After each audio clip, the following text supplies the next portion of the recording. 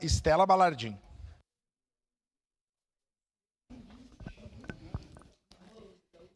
Reforço, vereadora Sandra, votarei favorável a esse projeto por entender a liberdade de expressão como um direito fundamental que deve ser garantido a todos nós.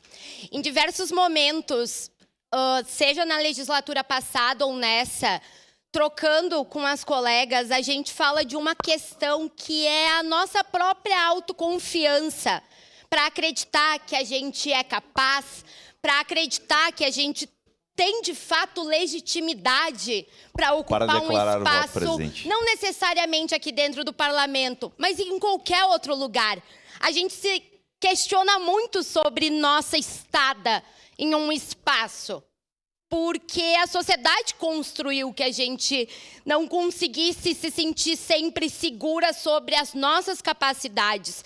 E é nos momentos onde a gente está juntas, é nos momentos onde a gente consegue enxergar e olhar para outras mulheres que a gente se fortalece, que a gente percebe que a gente tem sim capacidades e que elas são infinitas e que elas são gigantes e que elas podem variar entre estar dentro do parlamento, entre ser CEO de uma empresa, entre ser uma baita mãe e dona de casa.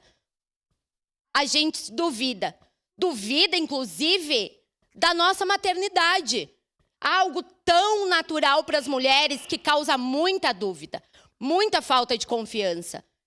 Então, o movimento feminista é essencial para a minha sobrevivência, para mim estar aqui, vereador Iago, e conseguir aguentar a pressão, porque eu me fortaleço nos espaços de coletividade entre as mulheres.